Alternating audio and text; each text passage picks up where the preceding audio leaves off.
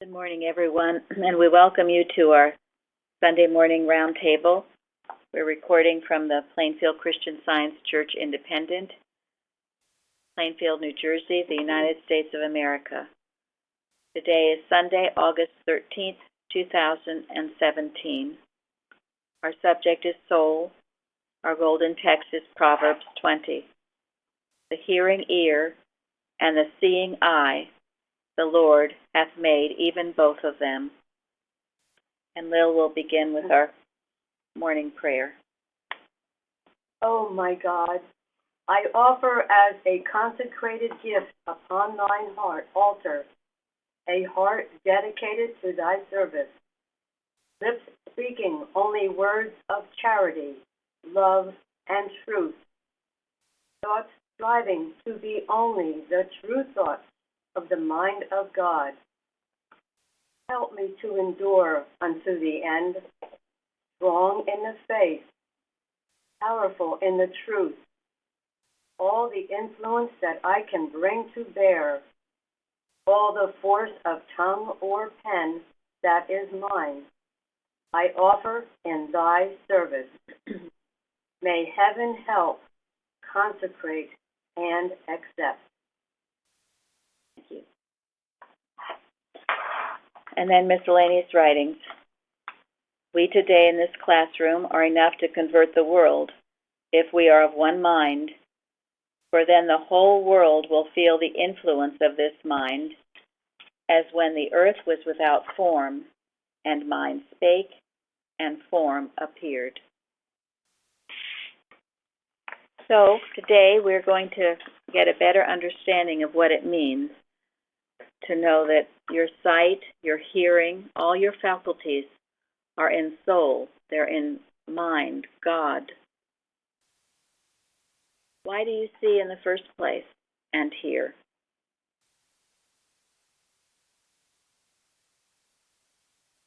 What causes it?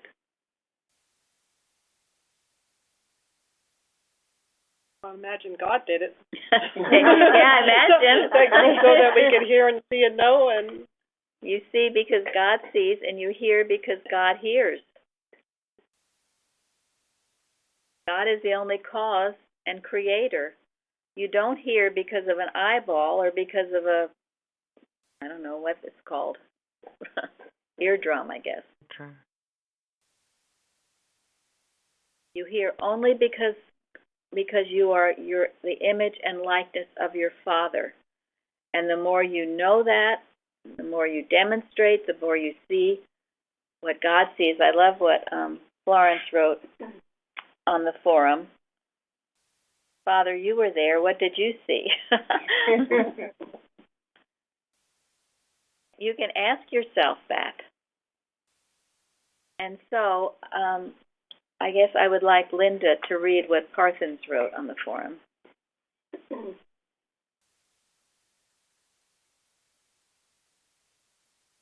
he quoted from Proverbs, "The hearing ear and the seeing eye, the Lord hath made even both of them."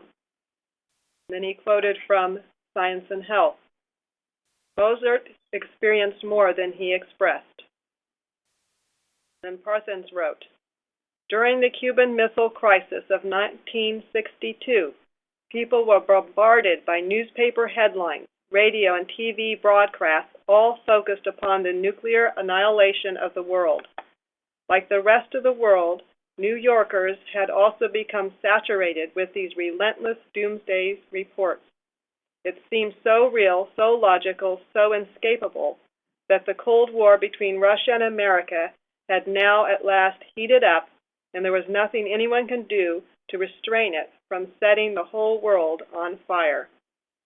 Walking the streets of New York City, observing all the glum faces passing by him, composer Noel Regeney wondered how he could possibly write a new Christmas song, assigned to him by a producer. But then suddenly, amidst all this intense fatalism, he saw two babies smiling at each other from their sidewalk strollers, and immediately a song came to him in a flood of inspiration. Quote, Said the night wind to the little lamb, "Do you see what I see?" Said the little lamb to the shepherd boy, "Do you hear what I hear?" End quote. Shortly after this, the Cuban Missile Crisis was over. At the beginning of every day, I must ask myself the same question. Where art thou? To what sound have you attuned your ears today, truth or error? Are your ears attuned to the still, small voice of the Lamb of God, or to the inharmonious messages of mortal mind, broadcast day and night so incessantly? Thus, Mrs. Eddy admonishes, quote, "Do you not hear from all mankind of the imperfect model? The world is holding it before your gaze continually." End quote. Noel Regini had experienced great suffering during World War II. Nevertheless, by the grace of God, he was able to transcend those traumatic memories, choosing to live in the now, a state of harmonious receptivity that directed him to two bright angels on the gray streets of a city which, like so many others all over the world, had brought into the tale of discord. Through that harmonious encounter, he was then able to tell the true story, uplifting as never before the word of God, all is well. Thank you. Carthen finds us the most beautiful stories, and that was certainly one. And again, I mean, right now, we are hearing all these reports, whether it's Charlottesville, Virginia, or North Korea, or wherever. But you can ask yourself, do you hear what I hear? Do you see what I see? Father, you were there. What did you see? So much of it is in our vision, beholding the creation God made and rejecting the false pictures, the lies that are not the truth. And as we do this, our so-called physical seeing and hearing gets better. It certainly doesn't get old and in disrepair. It's ever active. We have two beautiful articles on the website, many articles on sight and hearing, but two particularly. One called Eyes and Ears by Bicknell Young, and the other True Vision by John Morgan. Both of those are worth studying and listening to. Both are on YouTube as well. Thank you. Here we were given the hymn 58. We would hear no other voices. We would heed no other call. So you can ask yourself, what voices are you listening to? What are you accepting to be the true picture? And every time you replace the false picture for the truth, you are helping cleanse and spiritualize the world. Not just some idle thing or some nothing that you're doing.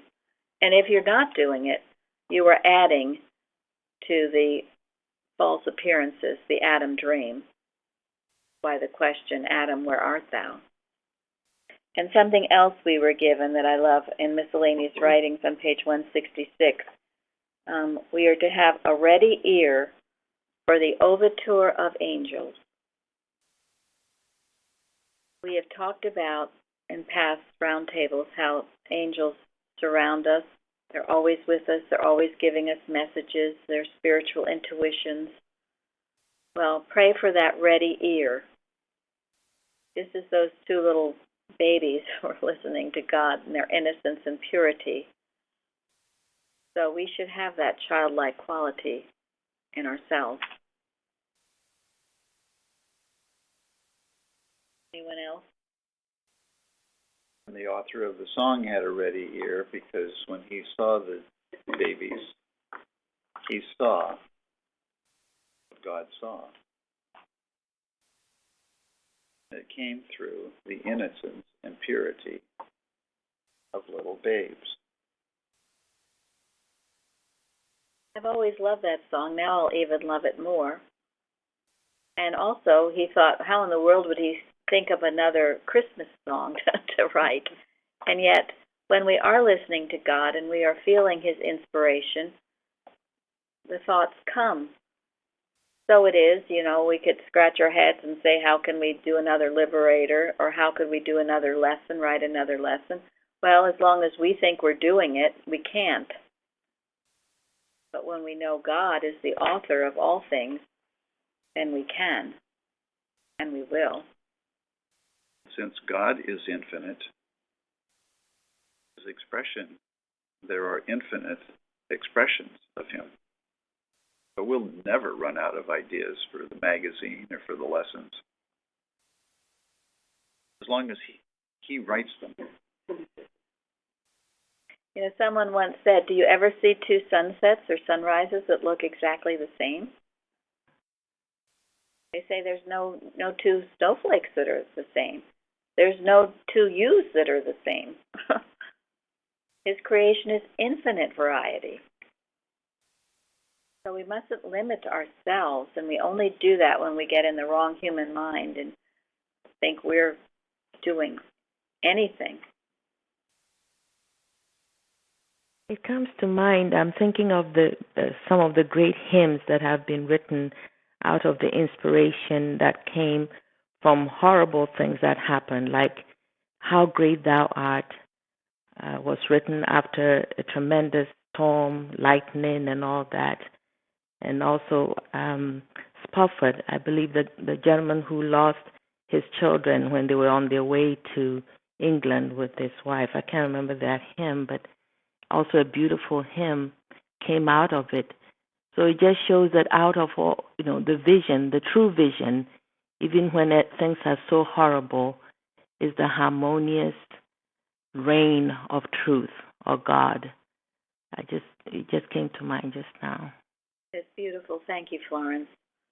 Also, Amazing Grace, and they Yes. say that the tune was from the slaves singing, maybe even in the ships. It started there. There's a beautiful movie about the song Amazing Grace, and that's what it's called, Amazing Grace. But sometimes, and also those spirituals are the most, to me, some of the most beautiful music ever written are those spirituals. Now, they weren't written, they were sung, and eventually people wrote them down. But they came from the depths of the soul, and their beauty is unspeakable. Song, words, melody. Often, I've said how I love to sing hymns. Well, very often I will sing spirituals. I was grateful in our high school. We often sang spirituals. I learned them. Beautiful. Oh, thank you, Florence. Now we'll skip, before we go to Science and Health, I did want to comment on a few things. The Mark 8 story, which both Ray and Florence wrote about on the forum. And I'll let Florence, do you want to say anything about it? Ray made the point that and I never noticed these things. He took the blind man by the hand and led him out of town. We used to say as children we had to get the heck out of Dodge. But that meaning you have to leave the old ways, find something fresh and new circumstances, is I think how Ray put it. Yes. I think it's it's looking away from what is presenting, and I think I just realized that looking up, looking away are instructions that are given so that we can see truly what's there, because we know that any error is not the truth, and so when we look up or look away, then we can see as God is seeing. And also, I remember Mrs. Evans telling something, maybe you can help me, about the man who was looking at a statue in France or something, and they had to bend, they said to bend to be able to see properly. Do you remember that, Mary? Yeah. So in many cases, it's the matter of changing the view. You're seeing something horrible, it's a wrong view. So either in bending, in humility, you can see correctly, or looking up, lifting up your thought to God so that you can see the truth behind the lie that's presenting to you. I think that's the idea of this. Thank you very much. Yes, that story, it was a statue, but it had a beautiful angelic face or something, as I recall, and they looked at it and they couldn't really see it, and that was because you had to step forward, kneel down, and look up. And then you could see it. Step forward. You have to do something, sweetie pies. All of you who don't want to do something, it's required you do something. Step forward. Then the humility. Kneel down. Bow your head before Almighty. And then look up. See His face. Mrs. Eddy did that in calming the storm. She would look up and see a thunder cloud and look past that thunder cloud and see the loving face of her Father. And it would quell the storm. So it was the correct view of man that healed the sick, like Jesus did. So we always seek in the correct view, which we'll have if we are looking up, looking away, or bending down in humility and letting God use to reveal to us what's true. Yes. I'd like Linda to read the last two sentences of this week's watching point. Last two sentences? Yes. Then, as Mrs. Eddy tells us, the body will utter no complaints. But to turn back to the body, to investigate its condition, and to try to heal it as matter is neither scientific nor progressive. If disease is thought of as the rebellion of the flesh against your malpractice upon it, the remedy is to stop such malpractice. To do this, one must look forward and not back. Yeah, the two sentences. I love that thought that Carpenter brings out. And you think about it. When you have a disease, you've malpracticed on your body. Maybe it's ignorantly. Maybe you've just been watching the world pass by with flu and other things and haven't corrected it in your thought. Or maybe you have been indulging in hate and fear and gossip and resentment, and you've let all those thoughts go by. So eventually your dear body is going to say, cut it out. And hopefully you won't have to have your body having it cut out by a scaffold at the doctor's office. I love that thought because I've thought of it often if I have any problems with my body. Well, how have I been malpracticing on it? Your dear body, it's just, it's just trying to do its job. But if you continue to indulge in negative, fearful, hateful thinking, it will protest.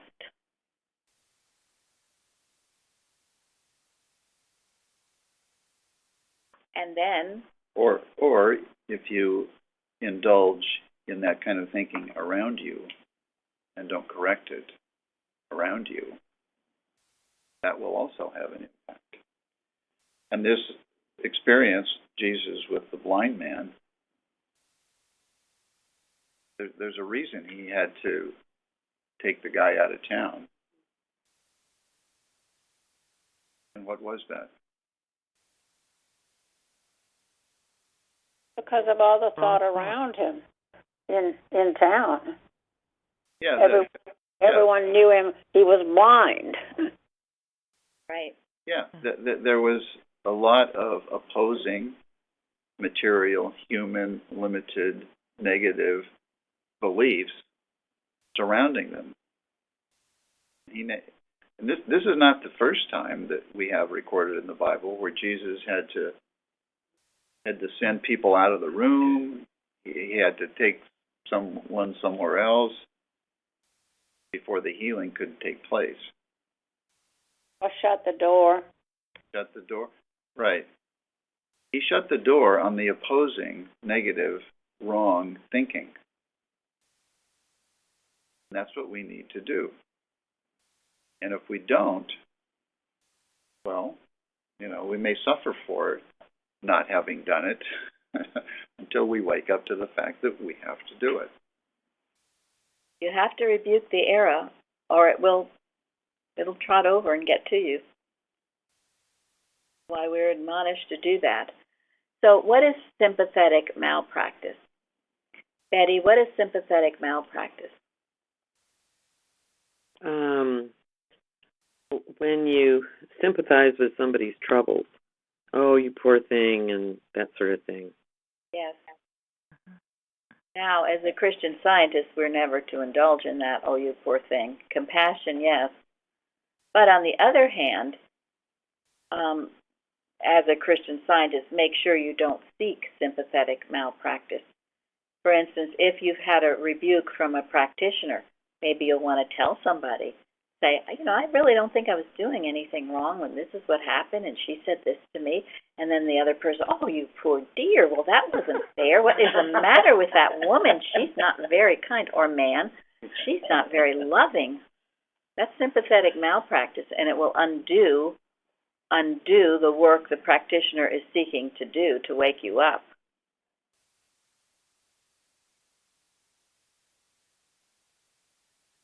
Any other examples of sympathetic malpractice?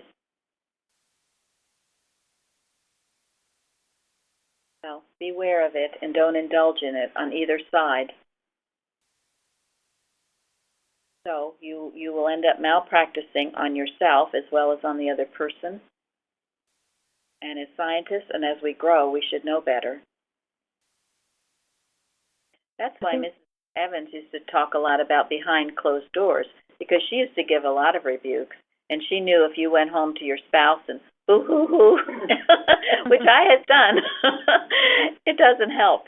Go ahead, Florence. No, I was going to say it even extends to when you're giving something to someone, and if you're thinking, oh, poor thing, here you go, even that is malpracticing. Yes, it is. That's reinforcing the problem. It is. It is, oh, you're too poor and sick or whatever, you're just plain too poor, you'll never get yourself out of this hole, so I will help you, I will play God. That's human do-goody, and it is not helpful. It is disobedient to the Father, who is the supplier of all good and who loves us equally. He does not know race, creed, anything else. All he knows is his beloved child of God, because that's all there is. And he meets every need. We get in the way of that often if our needs are not met. So that watching point that brings out malpracticing on your body, watch out for that. And then it says the solution is to look. We've been talking about looking up. He's saying look away, look in a different direction. Stop looking at your body and look at your Heavenly Father and His creation. Again, looking, seeing, hearing. Father, you were there. What did you say about it? He never has said that you're sick, dying, unhappy, miserable, lonely. He never says that. So if you're listening to that voice, you're not listening to God. If you do it long enough, sometimes you have trouble with your hearing or other faculties because you're not using it for God's glory.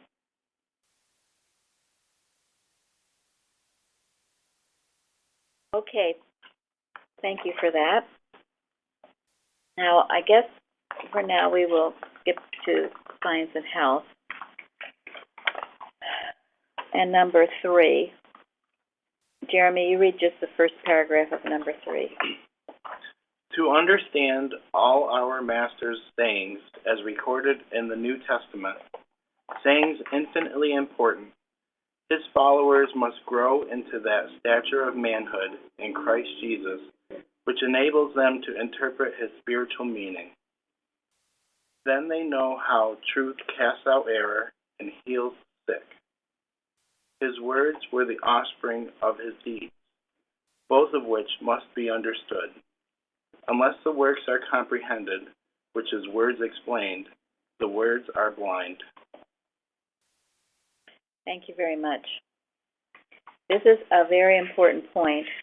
It's partly why we have our Bible studies, why we work to know more of God and Christ Jesus, just as we just discussed the story about Jesus. Very important we understand his example. It is equally as important that we understand the example of Mrs. Eddy.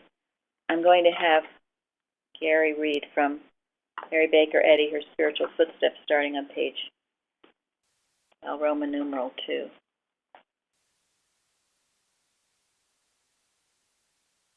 The value? Yes. The value of studying science and health with key to the scriptures lies in the fact that it expounds an operative principle and develops in man a spiritual sense, whereby the things hidden from material sense are seen and understood. The study of the Bible is equally important because it offers the opportunity in gaining its spiritual meaning to develop the use of this spiritual inspiration until it becomes demonstrable and permanent. Furthermore, the same spiritual method necessary to unfold the hidden meaning of the Bible is requisite to gain a right understanding of God. With these points in mind, it can be perceived that the study of these two books must always go together as the warp and woof of the student's growing spiritual understanding. At this point, a third element must be added, namely, the life of Mary Baker Eddy, recorded not only from the standpoint of material cause and effect, but also analyzed from the basis of spiritual cause and effect. This third study is vital because her experience illustrates not only how animal magnetism appears in the life of a Christian scientist determined to overcome it, but how it may be detected and overcome as well. This study of animal magnetism is essential to the seeker after truth, since it brings out the fact that many things which a sense of good that is purely human would condemn are imperative steps demanded by progress on the road from sense to soul. Without this knowledge, the weary pilgrim might weep over what seemed to be mistakes and failures in his own efforts to attain the spiritual goal, lacking the understanding of animal magnetism, which operates maliciously to induce this misunderstanding in order to stop his further progress. Mrs. Eddy styled herself the discoverer and founder of Christian Science. She was both the revelator and demonstrator. As the former, she was the Son of God, and as the latter, the Son of Man. As the Son of God, she thundered forth the revelation of truth to humanity. As the Son of Man, she stepped down from the pulpit to join with the congregation in the demonstration of truth. This analysis solves the enigma of her life, giving a perfect rule. Whatever of God she reflected, whatever of revelation she set forth, belongs to the Son of God. Whatever struggles she had, whatever of the human that she had to overcome, belongs to the Son of Man. We find the revelator in her textbook, and the demonstrator in her life. The importance of this classification is embodied in the fact that because Mrs. Eddy was one with us in the demonstration of her revelation, it becomes possible for every child, man and woman, to follow in her footsteps and gain the inspiration from God which she gained. Thank you. Now, you see the importance of example, and you see the wickedness of the BOD not allowing these carpenter books to the public, which gives us the clear understanding of her example. And any of you, if you haven't read Mary Baker Eddy, Her Spiritual Footsteps by the Two Carpenters, it's really a must read, as they say. And we will have it put on audio. I don't see why we shouldn't. It's wonderful. It explains her life, and it encourages you and teaches you how to live the science. And it's very essential. And she knew it. She knew it would be. And that's why we have been reading from the article by David Keaston, What Prospers Healing. I don't think we will finish it. We've read enough of it. You got the point to see her as the woman in the apocalypse. And Jeremy will put it on the carousel this week. It's an entirety. You can read the whole thing yourself because there's a lot of very essential and important good in that. So I am going to just divert briefly to give you some information that we all need to know. It helps us in our seeing the truth. As you grow in this truth, you will see things very clearly. You will also see what's not right. You won't see it as personal or even as real, but you will be aware of it in order only to vanquish it. Last week, Gary and I had lunch with a man who had worked for the Christian Science Monitor for 40 years, and his wife in the publishing society company. And he told us many interesting things.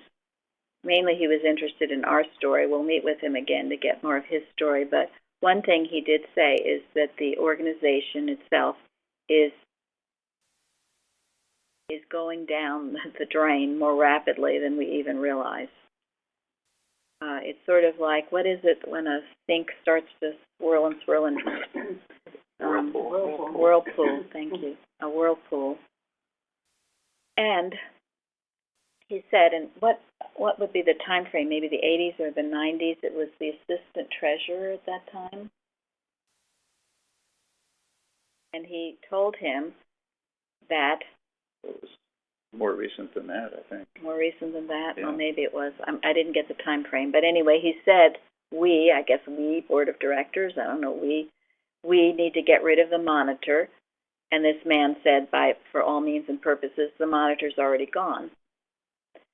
He said, we need to get rid of the church center because it costs $25 million a year to maintain it. So this is in this month's Andrew Hartsook's banner, the banner. The spring 2015 banner reported the sale of 2 Christian Science Plaza properties known as the Belvedere Dalton Project for $65.6 million and $21.9 million. One is to be a 58-story tower with hotel, restaurant, and apartments. The other is to be a 26-story apartment building. Gary and I drove past all of this, when was it, a few months ago, and saw this huge thing being constructed, breathing down the neck of the Mother Church extension and the original church. By now, all of the buildings constructed on the plaza between 1967 and 1973 have been leased or sold. The Boston Globe of March 12, 1978 reported that the original contractor's bid for construction of buildings on the plaza on a cost-plus basis was $28.8 million, but the actual final cost of construction was $82.9 million. By now, the administration building has been leased for $100 million. The Colonnade building has been leased to Northeastern University for $50 million. The Sunday School building has been leased to the Boston Philharmonic for $20 million. Building B of the Publishing Society will be leased to Northeastern University in stages beginning in 2018 with full occupancy in 2019. The lease extends to 2031. Horticultural Hall, which was purchased by the church in December 1991 for $1.6 million, will either be leased or sold to Marcus Partners with $50 million upfront. This is not a demonstration, in case anyone couldn't understand that. Our beautiful church center with a beautiful park and linden trees was built into a concrete everything. It was supposed to cost, what I just read, it ended up costing over $80 million. Who knows where all this money's going? And so now, because all of it has failed, including the Sunday School building, they're having to lease it all out. So, and the people asleep and blind in the movement are saying, isn't this wonderful? Oh, they're building a hotel. We've read reports.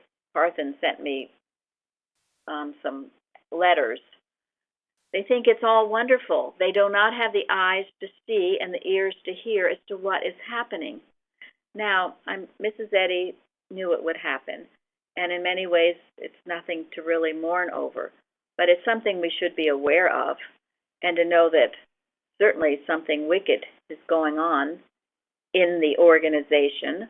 And again, it is not people, not person, place, or thing, but animal magnetism, which would like to destroy Mrs. Eddy's science, which is why we continue. So you open your eyes to see and hear the things that need to be handled.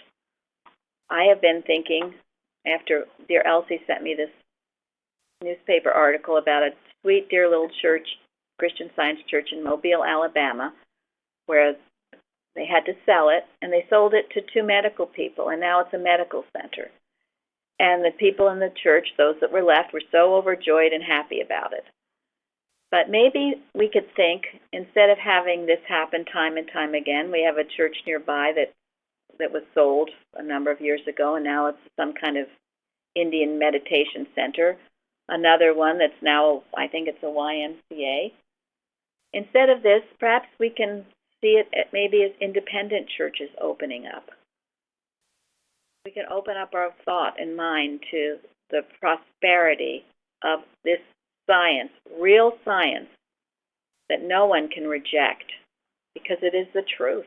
The laws and rules of the universe. There's nothing that can prevent it from prospering. Okay. Well, just to give an indication of how asleep the church is, many decades ago, my grandmother was extraordinarily upset because the Boston church was selling a whole bunch of real estate. And I don't remember all the particulars because it was kind of a long time ago. I was young, but I don't think anybody, the church really didn't do anything. I mean, the members, and that's what I mean by asleep. I mean, this has been going on for an extremely long period of time. It has. And there have been many reasons for it, and one is in the article, What Prospers Healing, that we've been reading. It's the failure to acknowledge Mrs. Eddy as the woman in the apocalypse, as something prophetic and something profound, and not just a little white-haired lady that founded another religion, amongst many other religions. Also, let's not forget the war that they had on the Longyear Foundation. For years, they were mad at him and went after him for Mary Baker Eddy's houses, and never really succeeded. But, in the end, they took the one house they had at Chestnut Hill and sold it. So even though decades of fighting this independent organization, at the end, they sold the house that they had. Plus, they destroyed the other house that they had. Thank you. So in our watches, we work for this prosperity of science. Mrs. Eddy's Pure Christian Science, for her textbook getting out, it being understood because it is very understandable. And now, Suzanne, you tell your story. She's still with us, right? Yes, I'm here. Okay.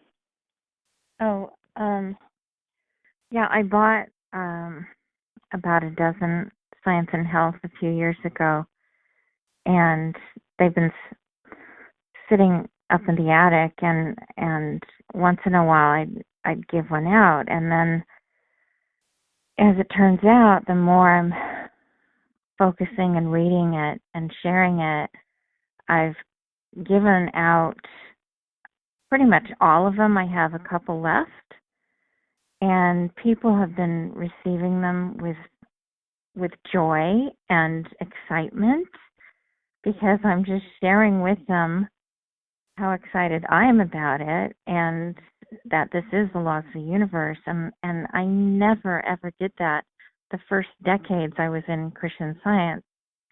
And just buying those books, I saw a big stack for a while, but now the stack is down because I'm actually starting, well, I've given away several, and the more I give away, the more it's kind of snowballing.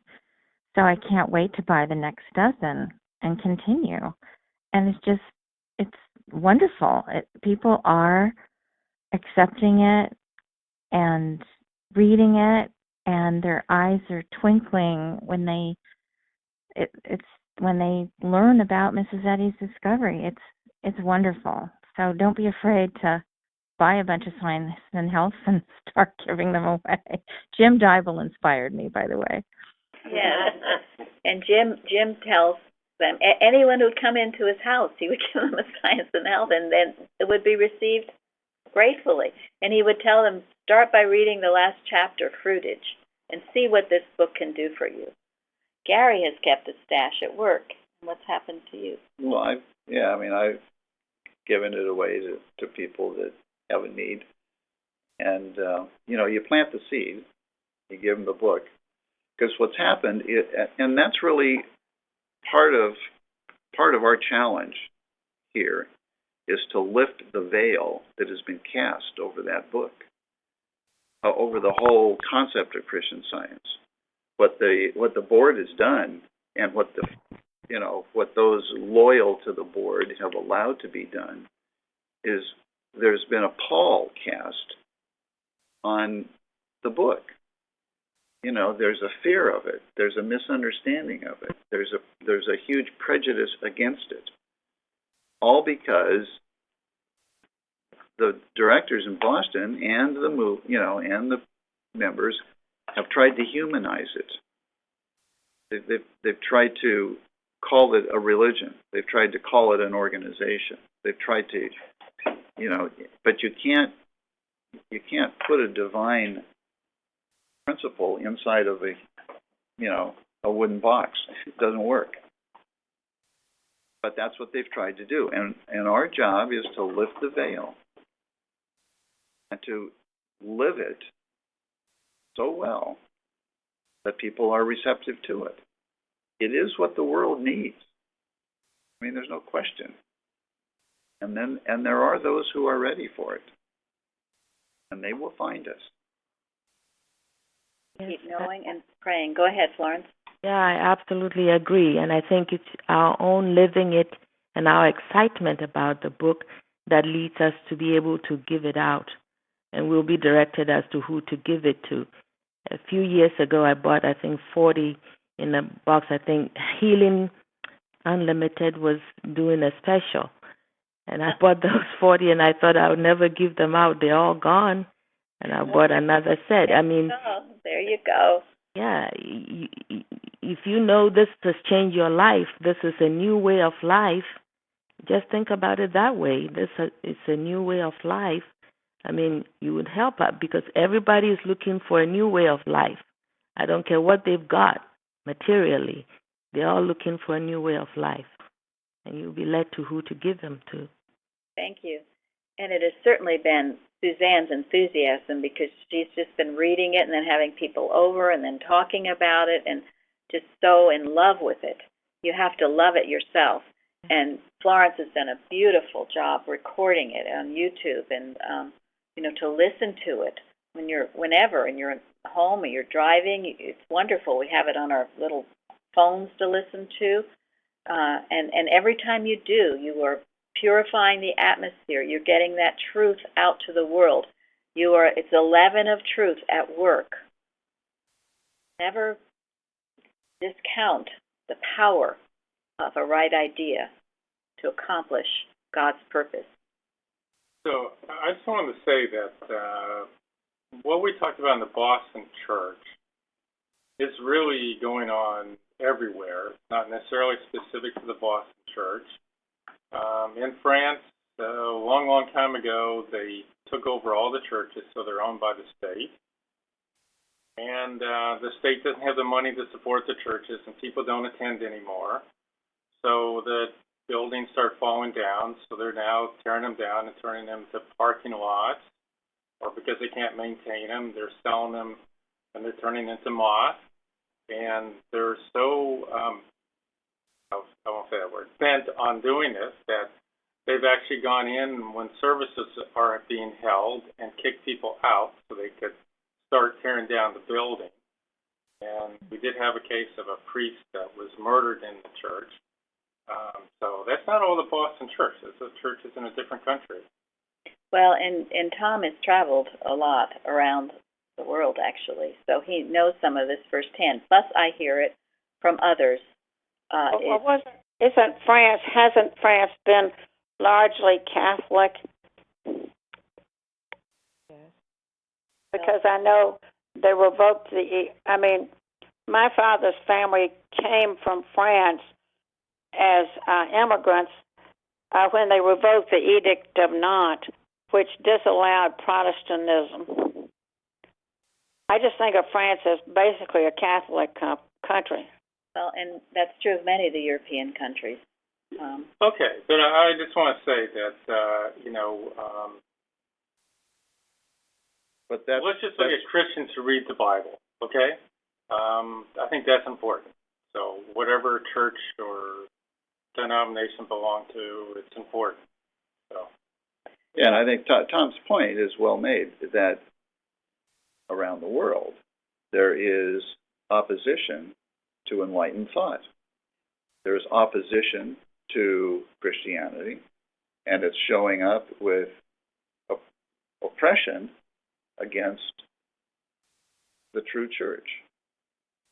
I mean, Christian Science happens to be the final revelation and, the greatest example of Christianity. And so it was the number one target. But it's happening everywhere.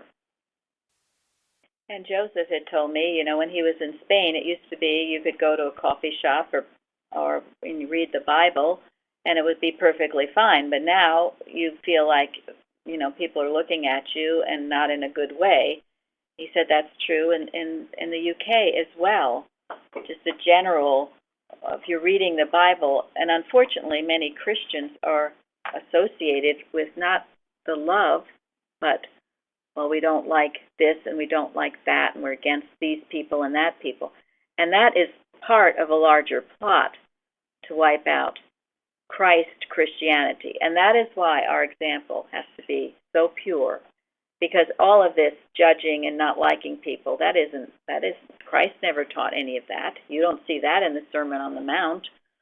So we ourselves have to be this example that people will say, yes, that is what I want. I reject old theology, but not Christianity. And this, sorry. Well, no, I just wanted to comment on something that I have witnessed when I have gone to some of the churches here in New York. They have a ministry to go to the jails and this and that, and a lot of times these former inmates, they come to the church. I have seen the way the church members, they start looking at these people. Sometimes they are not dressed okay, or they have a certain demeanor that stands them out. And I had even seen an usher come to one of these persons and ask them to leave because it doesn't conform to what they think a Christian Scientist should look like. So I think it has to start with the Christian Scientist. You have to welcome these people and not just, oh yes, we love you, but then when they come to the church, they don't see a loving atmosphere. Absolutely. And I have seen that quite a bit. It's an abomination. Thank you. That is not science. And it's not love. Christian Science, the Christian part is hugely important. That is what this man we met with last week kept emphasizing. He didn't see the Christianity. He gave examples of that too, that actually wanted to make me cry, of the lack of the Christianity in even Christian Science. That is why the example, this pure example of what it is, and of course we're not afraid because we know how to love. We know the power of love. People who don't understand are afraid and they see, oh, he looks terrible and what's he going to do to me? Where's any Christian Science in that? That is not the teachings of Christ Jesus. Having eyes, see ye not, and having ears, hear ye not. They were probably entertaining angel unawares and they didn't know. That's right. The people who came. Right. Oh, right. Yeah. They couldn't see it. Yes, they couldn't see it.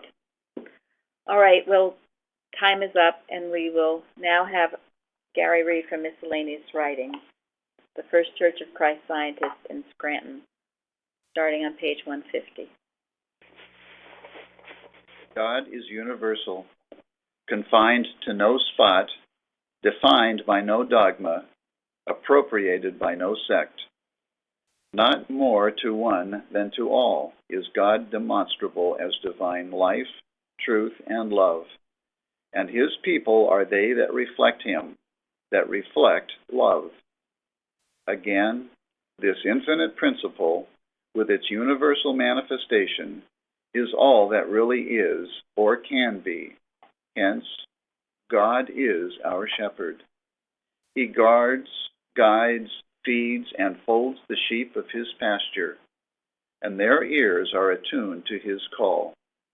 In the words of the loving disciple, my sheep hear my voice, and they follow me. Neither shall any man pluck them out of my hand. God is our Father and our Mother, our minister and the great physician. He is man's only relative on earth and in heaven. David sang, whom have I in heaven but thee? And there is none upon earth that I desire beside thee. Brother, sister, beloved in the Lord, knowest thou thyself, and art thou acquainted with God? If not, I pray thee as a Christian Scientist, delay not to make him thy first acquaintance. Glorious things are spoken of you in his word. Ye are a chosen people, whose God is what? Even all. May mercy and truth go before you. May the lamp of your life continually be full of oil, and you be wedded to the spiritual idea, Christ.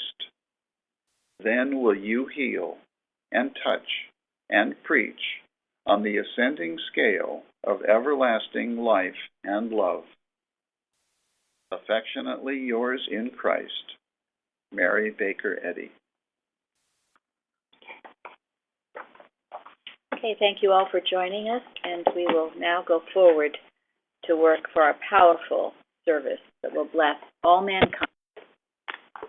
Thank you. Thank you. Thank you. Thank you so much. Thank you.